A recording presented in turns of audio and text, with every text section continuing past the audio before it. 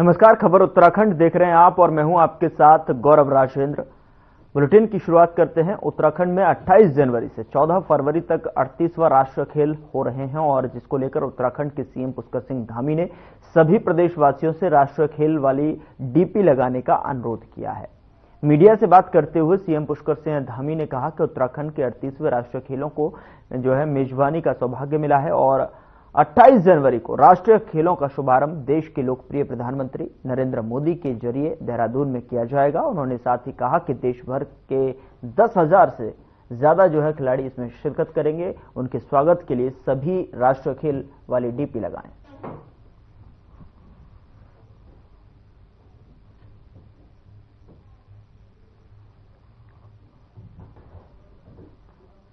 देवभूमि के लिए एक बहुत बड़ा अवसर है कि हमको इसकी मेजबानी मिली है, तो मैंने सभी लोगों से यह आग्रह किया है कि अपनी डीपी लगा लें राष्ट्रीय खेलों को लेकर, जिससे कि पूरे देश के अंदर देवभूमि से एक संदेश जाना चाहिए और पूरे देश के 10,000 से ज्यादा खिलाड़ी उत्तराखंड आ रहे हैं, हमारे मेहमान हैं।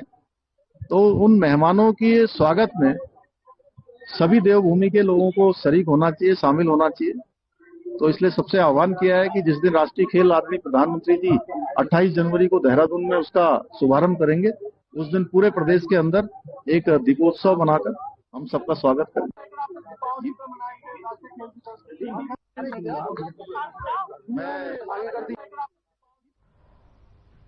हल्द्वानी में मेयर सीट पर चुनावी लड़ाई अब दिलचस्प होती जा रही है। एक तरफ जहां बीजेपी के मेयर प्रत्याशी लगातार हल्द्वानी नगर निगम की जनता के पास जाकर अपने लिए वोटों की अपील कर रहे हैं, तो वहीं कांग्रेस के मेयर प्रत्याशी ललित जोशी और हल्द्वानी के विधायक सुमित हृदयेश अपने समर्थकों के साथ में लोगों के बीच जा रहे हैं। वहीं कांग्रेस मेयर प्रत्याशी ललित जोशी और हल्द्वानी विधायक सुमित हृदयेश हल्द्वानी के राजपुरा क्षेत्र की जनता के पास अपने सैकड़ों समर्थकों के साथ जुलूस के रूप में पहुंचे, जहां लोगों ने उनका गर्मजोशी के साथ में स्वागत किया।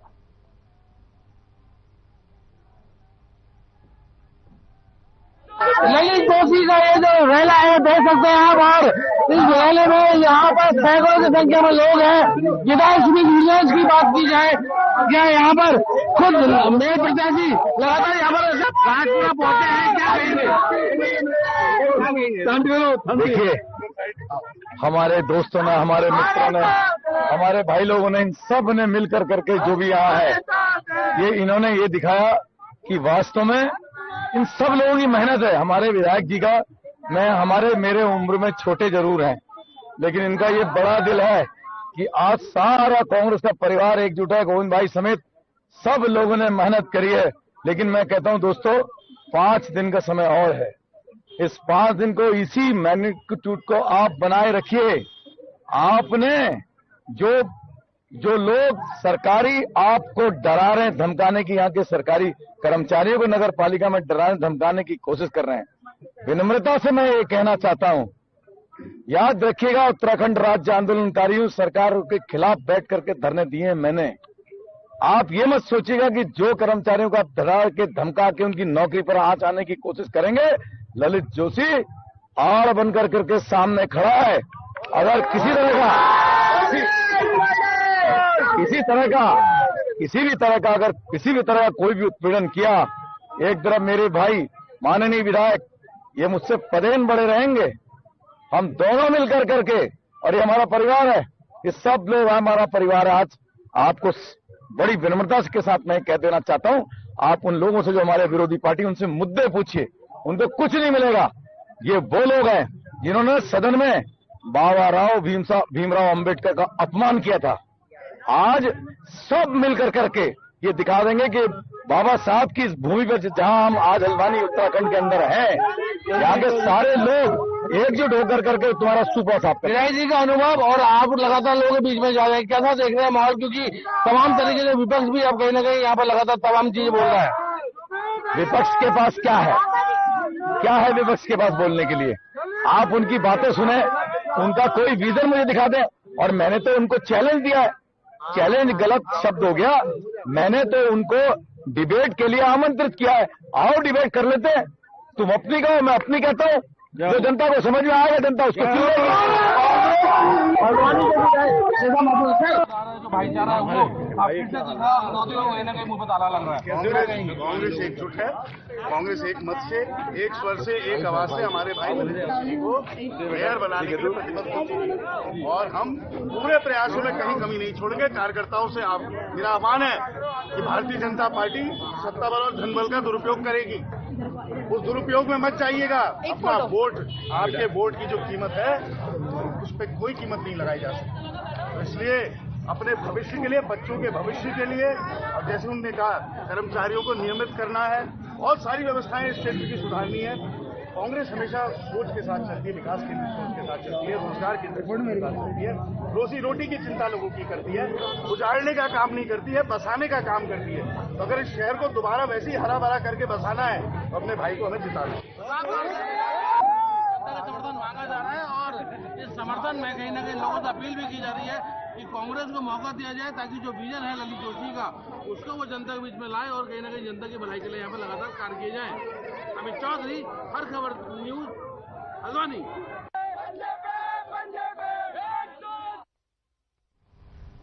उत्तराखंड में नगर निकाय चुनाव में 11 नगर निगमों के लिए जो है आज बीजेपी ने अपना संकल्प पत्र जारी कर दिया है। देहरादून में सीएम पुष्कर सिंह धामी पार्टी मुख्यालय में प्रदेश का उपलब्धि पत्र और 11 नगर निगमों का संकल्प पत्र सार्वजनिक किया और इस मौके पर सीएम पुष्कर सिंह धामी ने कहा कि निकायों की दृष्टि से निगमों की सरकार बहुत महत्वपूर्ण होती है और इसीलिए हमने 11 नगर निगमों का संकल्प पत्र आज जारी किया है। इस संकल्प पत्र में किस तरीके से शहरों का विकास करेंगे, कूड़ा प्रबंधन, स्मार्ट सिटी, ग्रीन सिटी क्षेत्रों को बनाएंगे, इस पर जोर दिया गया है और निकाय क्षेत्रों में रहने वाले सभी लोगों को अच्छी सुविधाएं मिले, इस उद्देश्य से यह संकल्प पत्र जारी हुआ है। उन्होंने कहा कि हम निवेदन करते हैं जनता से कि 2 बार जैसे बीजेपी की सरकार बनाई है उसी तरीके से तीसरी सरकार देवतुल्य जनता बनाए ताकि हम विकास को गति प्रदान कर सकें।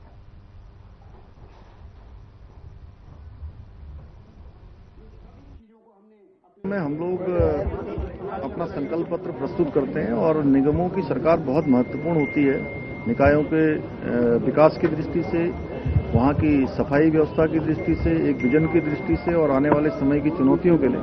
इसलिए हमने 11 के 11 नगर निगमों का अपना संकल्प पत्र की हम किस प्रकार से उन शहरों का विकास करेंगे, वहां का कूड़ा प्रबंधन करेंगे, वहां पर स्मार्ट सिटी की तर्ज पर किस प्रकार से वहां सीवरेज अन्य व्यवस्थाएं सुनिश्चित करेंगे, ग्रीन सिटी बनाएंगे, क्लीन सिटी बनाएंगे और हर दृष्टि से उस निकाय क्षेत्र में रहने वाले सभी लोगों को सभी सुविधाएं मिलें, एक अच्छा जीवन उनका हो।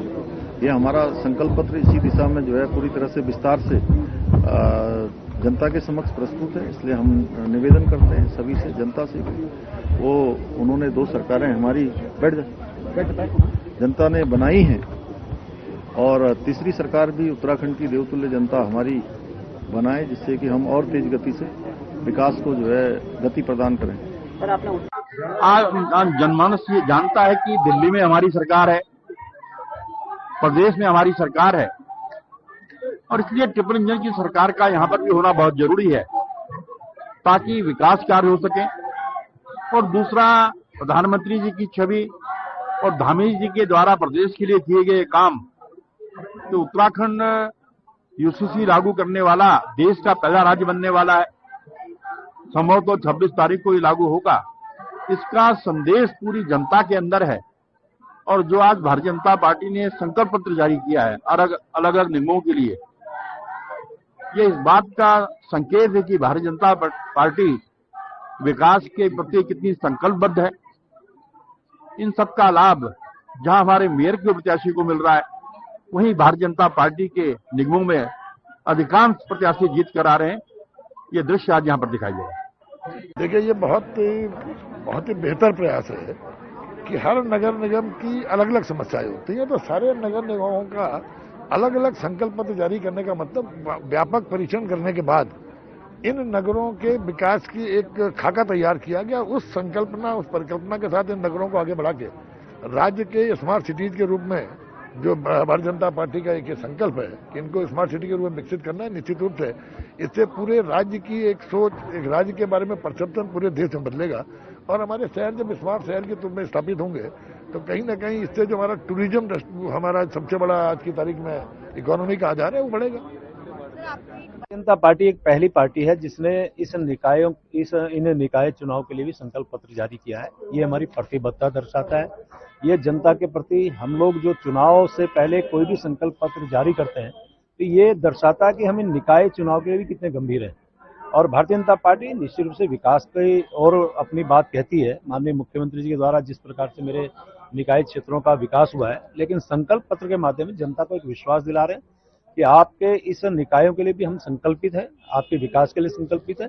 पहली बार एक सामूहिक संकल्प पत्र जारी हुआ और वैसे जो हमारे 11 निकाय जहां जहां चुनाव हो रहे हैं उनके लिए अलग से संकल्प पत्र जारी किया है। मैं इसके लिए माननीय मुख्यमंत्री जी का धन्यवाद कर रहा हूं और जिस टीम ने ये घोषणा पत्र बनाया है या इस संकल्प पत्र बनाया उनका भी मैं आभार व्यक्त करता हूं। जनता पार्टी अगर किसी बहुत सोच समझ के अपना घोषणा पत्र तैयार करती है, हमारी पूरी टीम होती है, भारतीय जनता पार्टी कार्यकर्ता है, सब लोग मिलकर अपनी राय देते हैं, जनता के बीच की राय ली जाती है, उसके बाद घोषणा पत्र तैयार किया जाता है। तो जो घोषणा पत्र हम तैयार कर रहे हैं तो ये हमारे आगे का जो कार्य करने वाले हैं वो सब हम जनता के बीच में रखते हैं और भारतीय जनता पार्टी जो कहती है वो करके दिखाती है। आज जो घोषणा पत्र हमने तैयार किया है ये इसमें भारतीय जनता पार्टी की भारी जीत के बाद निगम में, उसके बाद ये जनता के बीच में जाएंगे इन कार्यों को लेके और एक जो हमने संकल्प किया है इससे भी अधिक कार्य हम कर सकें तो उसके लिए भी कोशिश करेंगे। धन्यवाद।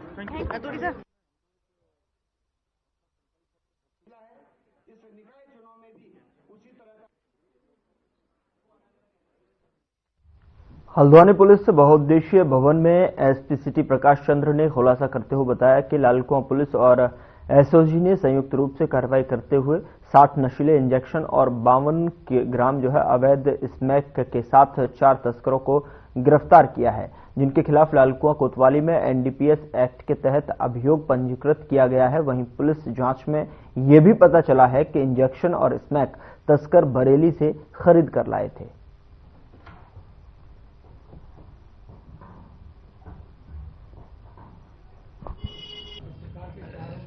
आप लोग द्वारा लगातार नशे के खिलाफ कार्रवाई की जा रही है। देखिए, सुभाष नगर बैरियर पर थाना लालकुआं और एसओजी के द्वारा संयुक्त रूप से चेकिंग के दौरान 52 ग्राम स्मैक पकड़ी गई है। साथ ही इनके पास से 60 नशीले इंजेक्शन भी बरामद हुए हैं।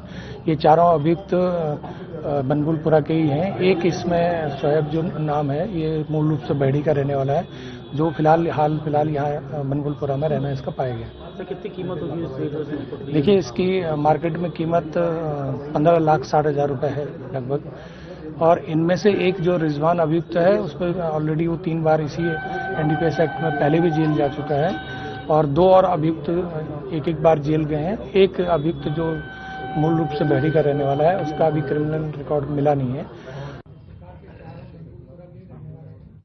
देश भर में मकर संक्रांति का पर्व धूमधाम से मनाया गया। वहीं मकर संक्रांति के अवसर पर जो है भगवान ज्योतिर्लिंग जागेश्वर महाराज जागेश्वर धाम में जो है घृत कमल की गुफा में साधनारत हो गए। और बता दें कि मंदिर प्रबंधन समिति, पुजारियों, ग्रामीणों और भक्तों ने 251 किलो शुद्ध पहाड़ी घी से गुफा बनाकर घृत कमल जी की गुफा में ढक दिया गया है और खास पूजा अर्चना और अनुष्ठानों के साथ में गुफा का निर्माण हुआ और भगवान शिव और फाल्गुन मास की प्रथम तिथि को इस गुफा से बाहर आएंगे। महीने भर शिव गुफा की भक्त पूजा अर्चना करेंगे और 1 माह बाद शिव साधना से बाहर निकालेंगे।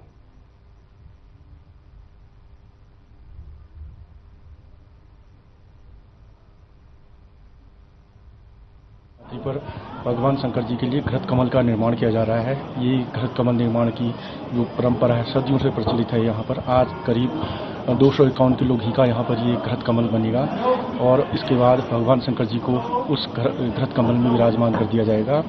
घृत कमल से 1 महीने के बाद भगवान शंकर बाहर निकलेंगे, तब तक वो वहाँ घृत कमल में साधनारत रहेंगे।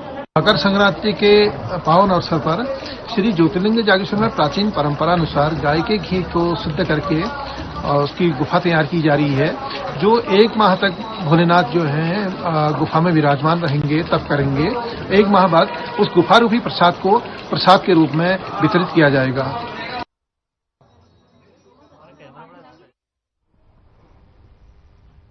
श्रीनगर नगर निगम से कांग्रेस की मेयर पद प्रत्याशी मीना रावत के चुनाव प्रचार के दौरान जनसंपर्क एवं आयोजित नुक्कड़ सभा में कांग्रेस के कद्दावर नेता एवं पूर्व कैबिनेट मंत्री हरक सिंह रावत ने कहा कि बिना राजनीतिक संरक्षण के एक संघर्षशील महिला को कांग्रेस ने मेयर पद के चुनाव में प्रत्याशी के तौर पर उतारा है।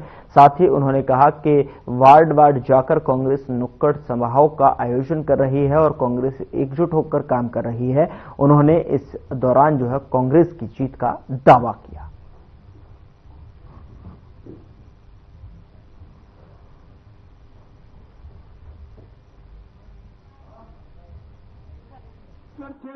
मैं सबसे पहले बड़े भाई राव जी का बहुत बहुत धन्यवाद करती हूँ कि वो यहाँ पे कांग्रेस प्रत्याशी के लिए प्रचार के लिए आए। मेरे लिए यहाँ पे उन्होंने कैंपेनिंग कर रहे हैं और बहुत अच्छा माहौल उनके सानिध्य में यहाँ पे चल रहा है और मैं भरोसा दिलाती हूँ और जनता उन पर विश्वास कर रही है। तो मुझे पूरा विश्वास है कि माननीय कैबिनेट मंत्री जी के सानिध्य में कांग्रेस यहाँ पे बढ़त बढ़ाएगी। जो भाजपा के जो बागी विधायक प्रत्याशी हैं वो तीनों प्रत्याशी भाजपा समर्थित है। इसने एक सामान्य महिला को,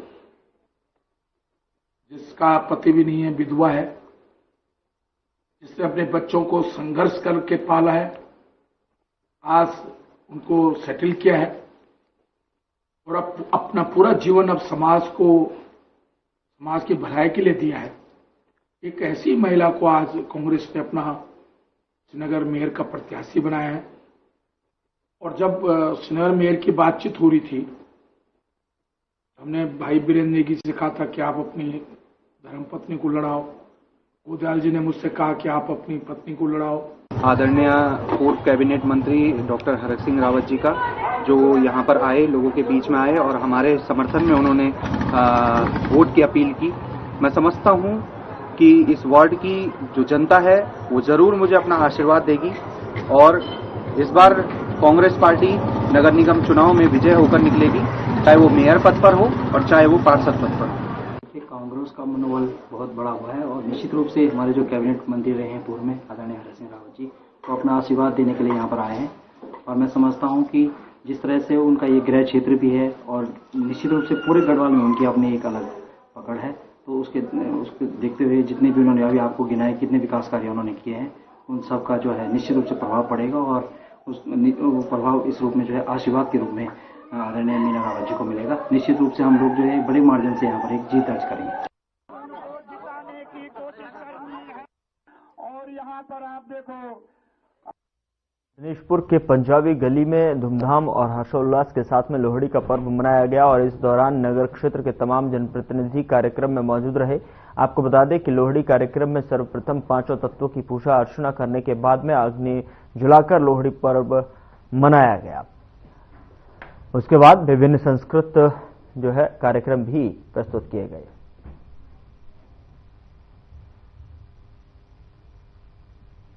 पावन पर्व मनाया जा रहा है और ये दिनेशपुर में पंजाबी महासभा द्वारा मनाया जा रहा है और विगत 4-5 वर्षों से इसको पंजाबी सभा जब से यहाँ गठन हुआ है तब से इसको मनाया जा रहा है। ये एक पंजाबी समाज का एक बहुत महत्वपूर्ण त्यौहार है और जितने भी यहाँ पंजाबी सभा के लोग हैं सारे इसमें शिरकत करते हैं और बहुत धूमधाम से इसको मनाते हैं। मैं लोहड़ी के पर्व पर पूरे क्षेत्रवासियों को मैं बधाई देता हूँ। ये लोहड़ी का पर्व जो एक सामाजिक समरसता का एक उदाहरण है और जिसे सब लोग मिलकर मनाते हैं। जब सब लोगों की सहभागिता होती है तो ये एक उत्सव हो जाता है और हम लोग प्रतीक होता है कि भाई सब लोग अगर मिलकर किसी चीज़ को मनाएं तो वास्तव में उसका आनंद कई गुना बढ़ जाता है। तो ये लोहड़ी का पर्व है और देख रहे हैं आप हर लोग हम लोग के बीच पहुंचे हैं। मैं लोहड़ी के मौके पे सब लोगों को तहे दिल से मन की गहराइयों से सब लोगों का आभार प्रकट करता हूँ। पूरी पंजाबी महासभा की तरफ से मैं सब लोगों को बधाई देता हूँ। उत्तराखंड से है, जहां 2 दिन मौसम खराब रहने के बाद में सोमवार से साफ हो गया है और धूप निकलने से लोगों को काफी राहत मिल रही है। बता दें कि मौसम विभाग के निदेशक डॉक्टर विक्रम सिंह के अनुसार एक बार फिर मौसम में परिवर्तन देखने को मिलेगा। डॉक्टर सिंह ने बताया कि 16 और 17 जनवरी को बारिश और बर्फबारी के आसार हैं। उन्होंने हरिद्वार, यूएस नगर में मंगलवार को घने कोहरे का येलो अलर्ट भी दिया है।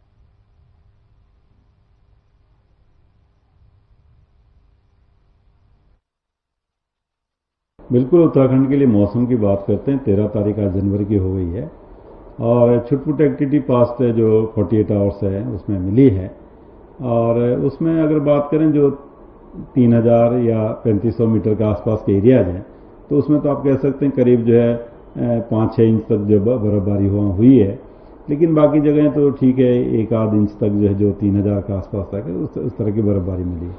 आगे अब देख रहे हैं तो जो आज और कल तो मौसम साफ ही है, 15 में मौसम साफ रहेगा। 15 की शाम रात से थोड़ा एक सिस्टम थोड़ा फिर से आएगा तो आप देखेंगे कि 16 के अर्ली मॉर्निंग से या 16 को जो है लाइट स्कैटर्ड एक्टिविटी फिर से जो है रेन की या स्नोफॉल जो 3000 मीटर है उसके आसपास तक एरिया में।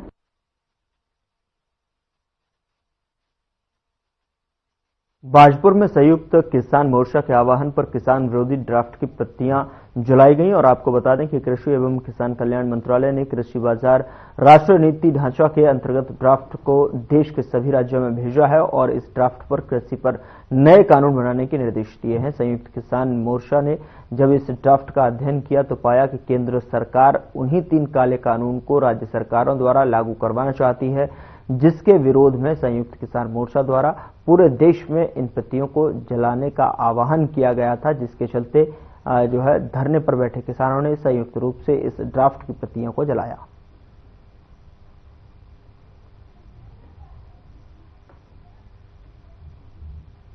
देखिए, केंद्र सरकार ने 25 नवंबर को कृषि बाजार राष्ट्रीय नीति ढांचा या ड्राफ्ट या फ्रेमवर्क एक सभी प्रदेश सरकारों को भेजा है और उसमें सरकार ने ये माना है, जैसे कि पहले वो 3 साल पहले जब आंदोलन चला था दिल्ली में 13 महीने चला, उसमें सरकार कहती थी कि नहीं ये हमारा विषय भी है, हम भी कृषि पर कानून बना सकते हैं। लेकिन अब ये सरकार इस ड्राफ्ट के 3 नंबर अध्याय में मानती है कि ये कृषि राज्यों का मामला है।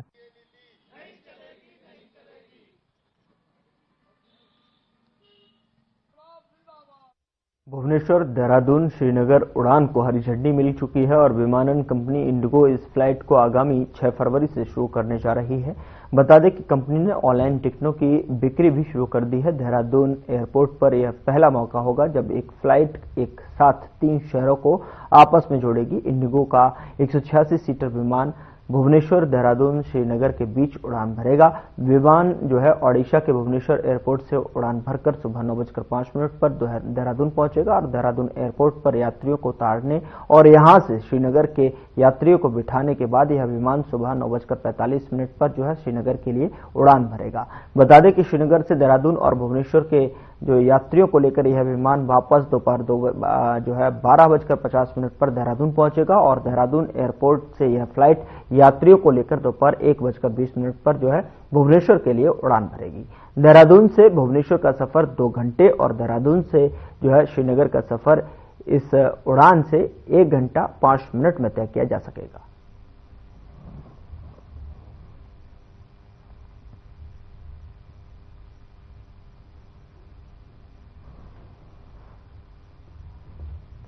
उत्तराखंड में निकाय चुनाव चल रहे हैं और इसको लेकर कांग्रेस लगातार भाजपा पर आचार संहिता का उल्लंघन करने का आरोप लगा रही है।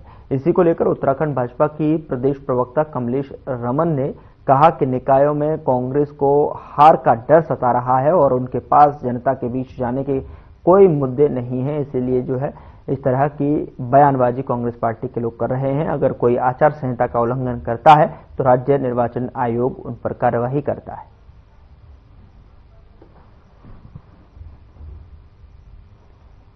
विपक्ष हैं, अब उनको कुछ ना कुछ तो करना ही है और जब हार का डर विपक्ष को सताता है तो मुझे लगता है कि वो अपने उन हार के कारणों को जानने की बजाय सत्ता पक्ष पर आरोप लगाने का काम करता है। तो ये विपक्ष की अपनी कमजोरी है, अपनी मजबूरी है, वो जो चाहे कर सकते हैं। लेकिन अगर कहीं भी आचार संहिता का उल्लंघन होता है तो चुनाव आयोग है और वो समय समय पर सारे प्रत्याशियों से लेकर के तमाम लोगों को दिशा निर्देश देने का काम करता है।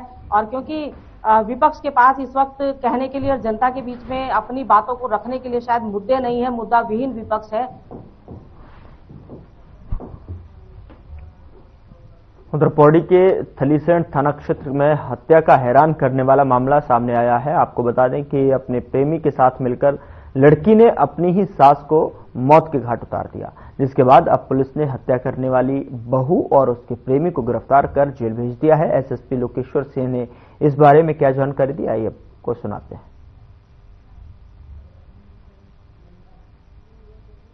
दिनांक 12 जनवरी को थाना थालीसैंण क्षेत्र के अंतर्गत एक महिला की हत्या कारित करने का मामला प्रकाश में आया, जिसका पुलिस के द्वारा संज्ञान लेते हुए मुकदमा पंजीकृत किया गया व मृतका का पंचायतनामा व पोस्टमार्टम की कार्रवाई की गई। पोस्टमार्टम के दौरान ये तथ्य प्रकाश में आए कि महिला की हत्या गला दबाकर की गई है। इन्वेस्टिगेशन में भी ये तथ्य पाए गए कि महिला की बहू व बहू के प्रेमी के द्वारा इस महिला की हत्या कारित की गई है। दोनों अभियुक्तों को हमारी टीम्स के द्वारा गिरफ्तार किया गया है और आज माननीय न्यायालय में पेश किया जा रहा है। शिक्षा विभाग ने 21 फरवरी से शुरू हो रही उत्तराखंड बोर्ड की परीक्षा के शानदार परिणाम के लिए तैयारी तेज कर दी है। शिक्षा महानिदेशक झरना कमठान ने बताया कि 21 फरवरी से 11 मार्च तक उत्तराखंड बोर्ड की परीक्षाएं आयोजित की जाएंगी। वहीं उन्होंने बताया कि विभाग की ओर से बच्चों की क्वालिटी एजुकेशन को सुधारने पर भी विभाग अधिक फोकस है। आपको बता दें कि उन्होंने बताया कि इसके लिए शिक्षकों की तैनाती की गई है और आपको बता दें कि बच्चों को निःशुल्क पाठ्य पुस्तक उपलब्ध कराने के साथ ही बच्चों को अतिरिक्त कक्षा दी जा रही है।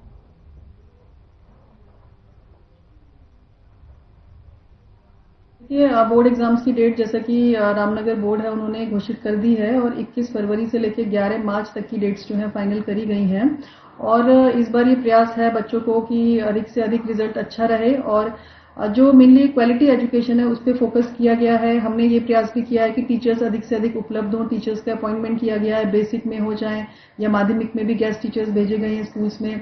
साथ में हमने इनोवेटिव भी किया है कि हमने टीचर्स की ACR को अब की बार रिजल्ट बेस्ड कर दिया है।